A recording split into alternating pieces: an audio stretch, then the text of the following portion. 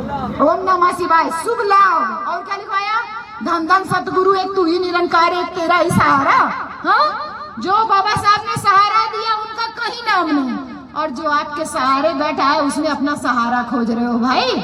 हाँ भैया, उसमें सहारा खोज रहे हो। अरे तुम 10-10 रुपया इन लोगों को देना बंद कर दो, ये भूखे मर जाएंगे।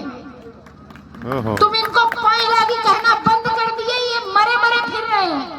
ये चमार लोग पाई लागी नहीं करते, अब परेशान घूम रहे हैं। तुम इनके जगह पे चढ़ावा चढ़ाना बंद कर दीजिए बहन जी। 10-10, 20-20 रुपया भूखों मर जाएंगे ये, क्योंकि मेहनत करना तो इनको आता नहीं।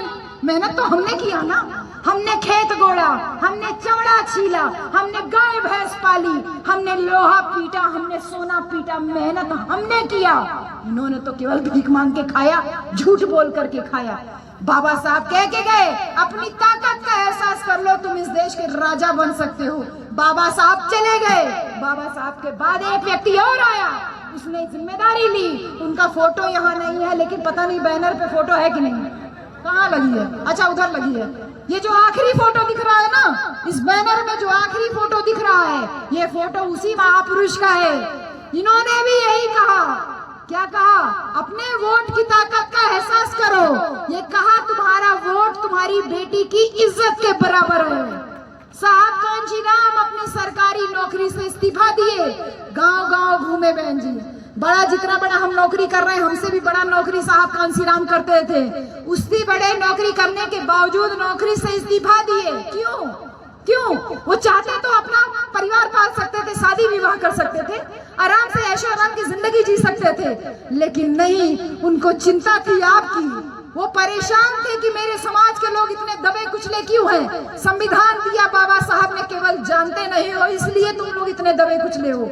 नौकरी से इस्तीफा दे देते हैं और कहते हैं मैं शादी नहीं करूंगा, मैं घर नहीं बनाऊंगा, मकान नहीं बनाऊंगा, और मैं अपना पूरा जीवन बहुजन समाज को कर देता हूँ। और साहब कांशीराम ने अपना पूरा जीवन बहुजन समाज के नाम कर दिया, आप लोगों के नाम कर दिया, और कहा कि अपने वोट की कीमत जानो, और नारा दिया।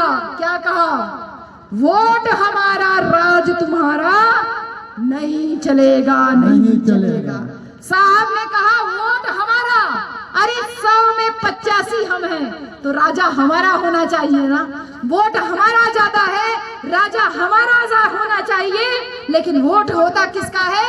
जिनका कम है, राजा उनका बनता है। गलती किसकी? हमारी। क्यों? क्योंकि साहब ने घुट्टी पिलाया तुमको। क्या कहा? वोट को बेटी की इज्जत के बराबर समझना। और मुझे बहुत अफसोस है इस बात को कहने का बहन जी, कि औरतें तो मेरी प्यारी बहनें, आप तो मेरी साइड हो, मैं आप पे पूरा भरोसा कर सकती हूँ, लेकिन तुम भाई लोगों पे मुझे बिल्कुल भरोसा नहीं। तुम लोगों ने अपनी बेटी की इज्जत को 5 किलो राशन के बराबर कर दिया। तुम भाई लोगों ने अपनी बेटी की इज्जत, यानी एक वोट की कीमत, जो साहब ने कहा था, वोट का कीमत बेटी की इज्जत के बराबर, वोट बराबर बेटी की इज्जत